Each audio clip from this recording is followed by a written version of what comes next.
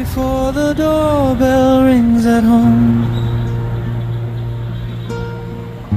someone crossed the city alone. At every signal losing time, still they move through dust and lights. Hi guys, నా పేరు అర్జున్. నేను బెంగళూరులో delivery బాయ్గా చేస్తున్నా. Delivery బాయ్గా ఎందుకు చేస్తున్నానంటే, నా 2025 BCA గ్రాడ్యుయేట్ అయినా. నేను బయటకు వచ్చి జాబులు చూస్తే మనకు నచ్చిన జాబులు దొరకట్లే. 10,000కి 15,000కి జాబులు చేయమంటున్నారు. మంచి శాలరీ ఇచ్చే జాబులు అసలు మన కాంటాక్ట్లకే వస్తామలా. వాళ్ళు 10,000 15,000 ఇచ్చే జాబులు మార్నింగ్ ఒకటి, ఆఫ్టర్నూన్ ఒకటి, ఈవినింగ్ ఒకటి అని చెప్పి తలపోటు వచ్చేట్టుగా మీటింగ్లు చేసి అవన్నీ మళ్ళీ మార్నింగ్ ఏం చెప్పినామని చెప్పి మళ్ళీ రికార్డ్ చేసేవంతా చాలా స్ట్రెస్ఫుల్గా ఉంటుంది. నేను బెంగళూరు డెలివరీ బాయ్ చేస్తున్నా. దాదాపు ఖర్చులన్నీ పోయి ఒక 20 అట్లా మిగులుతుంది. ఆరాంగా మనకి ఇష్టం ఉన్నప్పుడు పని చేసుకుంటాం, లేనప్పుడు పోయి పీజీలో పనుకుంటాం.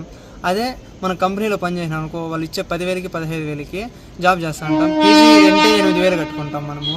మిగతా 3-4 మన ఖర్చు వస్తుంది. ఇంకా 5,000 కోసము మనం ఎందుకు చేయలేదు జాబులు?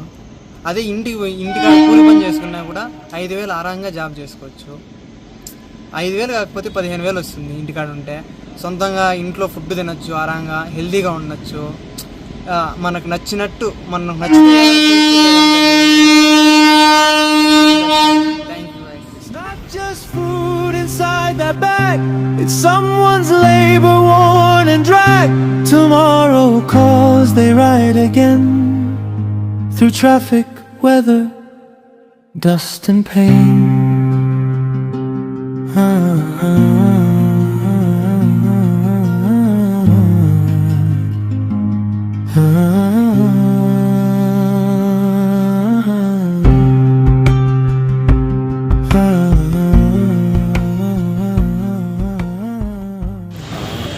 హాయ్, నా పేరు హరి అండ్ నేను బీటెక్ కంప్లీట్ చేశాను. అండ్ ఐటీ సైడ్ ట్రై చేద్దాం అనుకున్నాను. బట్ జాబ్స్ లేకపోవడంతో నేను స్విగ్గీలో డెలివరీ బాయ్గా చేస్తూ వస్తున్నాను. అండ్ స్విగ్గీలోనే నేను ఎందుకు చేస్తున్నాను డెలివరీ బాయ్గా అంటే, లైక్ నాన్ ఐటీ జాబ్స్ ఉన్నాయి, కాకపోతే వాటికి డైలీ ఇంత 10 hours to 11 hours login time అడుగుతున్నారు. అండ్ అలాగే 15,000 శాలరీ. అండ్ అలాగే మీటింగ్స్కి అటెండ్ అవ్వాలి, వర్క్షీట్స్ ఉంటాయి, ప్రాజెక్ట్స్ కోసం మనం ఎక్స్ట్రా ఓవర్ టైం కూడా మనం చేస్తూ ఉండాలి. సో దాని బదులు అదే టైమ్స్ ఇక్కడ డెలివరీ జాబ్లో మెయింటైన్ చేస్తే వాళ్ళ 15 కంటే ఇక్కడ 30,000 to 40,000 మంత్లీ సంపాదించుకోవచ్చు. అండ్ ఫ్యామిలీ ప్రాబ్లమ్స్ కూడా చాలా ఉన్నాయి. సో నాకు ఇందులోకి రావడం అయితే నాకేం తప్పనిపించట్లేదు.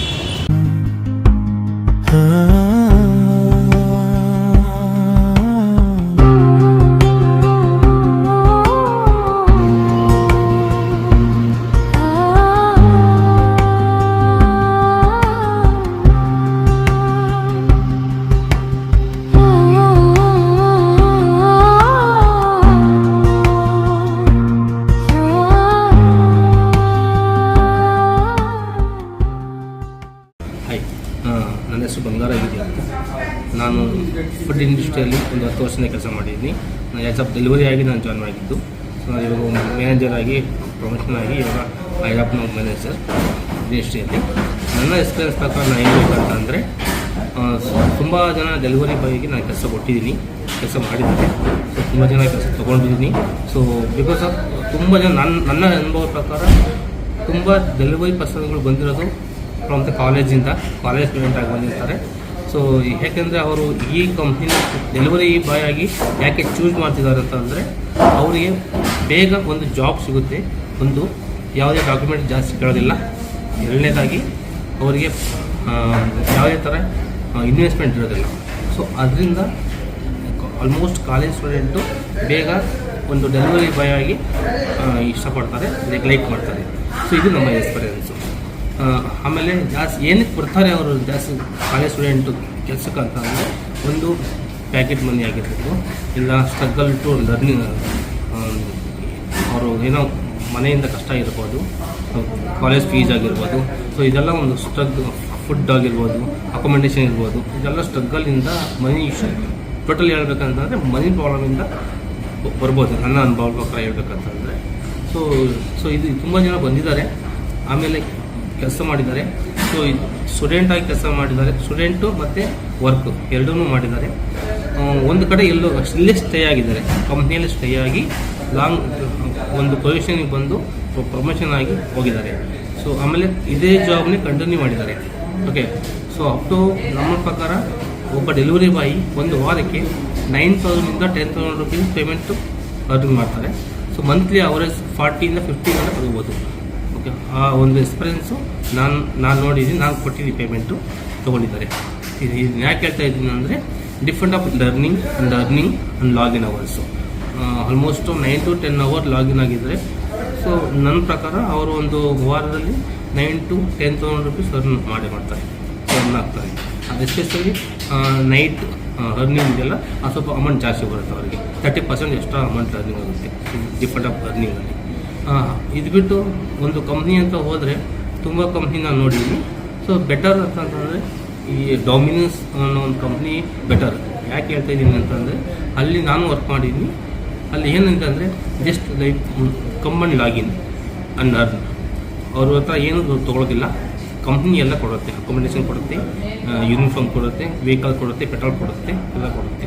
ಓಕೆ, ಸೊ ಆಮೇಲೆ ಜಾಸ್ತಿ ಟ್ರಾವೆಲಿಂಗ್ ಸೆಕ್ಷನ್ಸ್ ಇರಲ್ಲ, ಅರೌಂಡಿಂಗ್ ಒಂದು ಔಟ್ಲೆಟ್ ಅಂತ ಕಮಿಟ್ಮೆಂಟ್ ಆಗಿರುತ್ತೆ. ಲಾಗಿನ್ ಮಾಡೋದು ಒಂದೇ ಸ್ಟೋರಲ್ಲಿ ಕಮಿಟ್ ಮಾಡಬೇಕು, ಒಂದೇ ಸ್ಟೋರಲ್ಲಿ ಲಾಗಿನ್ ಆಗಬೇಕು. ಆ ಒಂದು ಸ್ಟೋರಿಂದಲೇ ಅರೌಂಡ್ 2 ಕಿಲೋಮೀಟರ್ ಅರೌಂಡಲ್ಲಿ ಡೆಲಿವರಿ ಮಾಡಿ ಬರೋದಷ್ಟೇ, return back to store only. So ಆ ಒಂದು ಸ್ಪೆಸಿಫಿಕ್ ಇರೋದ್ರಿಂದ ಅಂಥ ಒಂದು ಕಂಪ್ನಿನ ಜಾಸ್ತಿ ಡೆಲಿವರಿ ಬಾಯ್ ಚೂಸ್ ಮಾಡ್ತಾರೆ. ಸೊ ಇದು ನಾನು ಹೇಳೋಕ್ಕೆ ಇಷ್ಟಪಡ್ತೀನಿ. Before the doorbell rings at home, someone crossed the city alone. At every signal, losing time, still they move through dust and lights.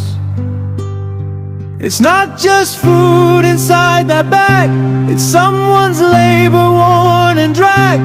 Tomorrow calls, they ride again, through traffic, weather, dust and pain.